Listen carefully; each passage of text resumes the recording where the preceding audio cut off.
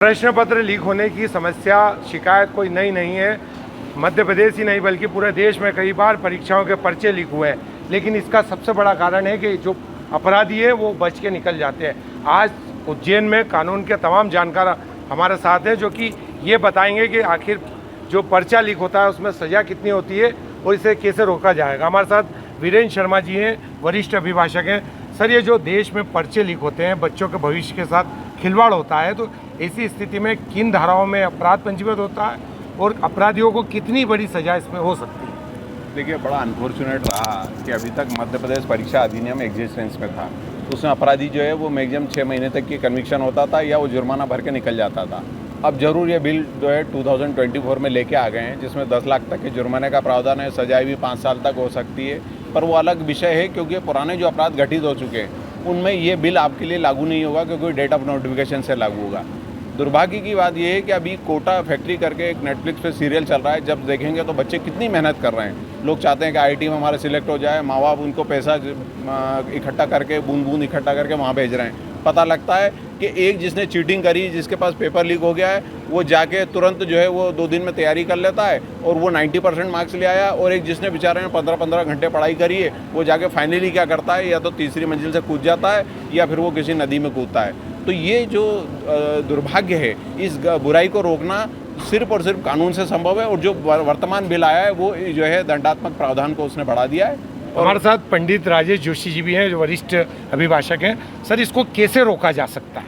हमारे साथी ने बताया ही सही कि कानून को सख्त बनाना पड़ेगा और सख्त कानून आएगा तो उसका सख्ती से पालन कराना पड़ेगा, क्योंकि जो माँ बाप है वो लाखों रुपए कोचिंग क्लासेस को देते हैं और कोचिंग क्लासेस को देके बच्चों को आगे बढ़ाते हैं। पर ये जो जिस तरह से पीछे के द्वार से पेपर आउट होते हैं और वो लोग आगे निकल जाते हैं, उनसे उन लोगों को बहुत तकलीफ होती है जो फर्स्ट क्लास स्टूडेंट है, जो मेरिट होल्डर है। ये हमारे साथ प्रकाश डाबी जी भी हैं जो कई वर्षों से वकालत कर रहे हैं। सर, ये जो पर्चे लीक कांड के कई आरोपी आपने देखे होंगे, आज तक कोई ऐसा कड़ी सजा उनको हो पाई हो? नहीं, अभी वर्तमान में माधव कॉलेज का एक मामला था जिसमें वीरेंद्र साहब भी वकील थे, मैं भी था।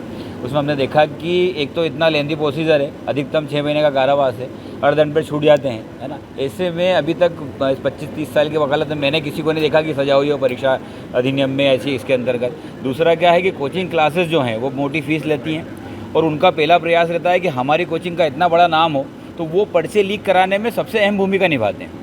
अभी आप चाहे छत्तीसगढ़ का देख लो, चाहे गुजरात का देख लो, चाहे मध्य प्रदेश का देख लो, सबसे ज़्यादा भूमिका किसकी रही है तो वो कोचिंग क्लास वालों की रही है। चाहे कोटा में भी यही हो रहा है कि अगर कोई सा भी मैं किसी कोचिंग क्लास का नाम नहीं लेना चाहता हूँ, वहाँ उनका एक होल्ड लगी हुई है कि हमारे कोचिंग के क्लास के बच्चे का नंबर जो है सबसे अव्वल रहे, हमारी कोचिंग का नाम रहे, ताकि वो फैक्ट्री जो है हमने कोचिंग के रूप में खोल रखी उसका बड़ा काम चलता रहे। मध्य प्रदेश सरकार इस पूरे मामले में नया अध्यादेश लाने वाली है, कानून को सख्त बनाने वाली है, 10 साल तक की सज़ा और करोड़ों का लाखों का जुर्माना करने वाली है।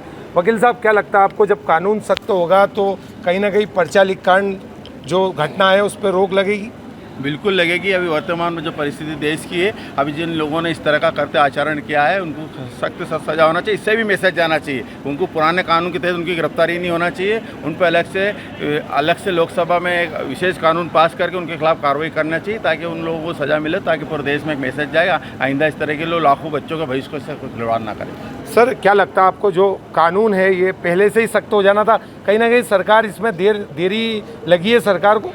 देखिए, ये बात सही है कि कानून पहले से आ जाना था, पर कई बार क्या होता है, जब जागो जब सवेरा वाली बात है।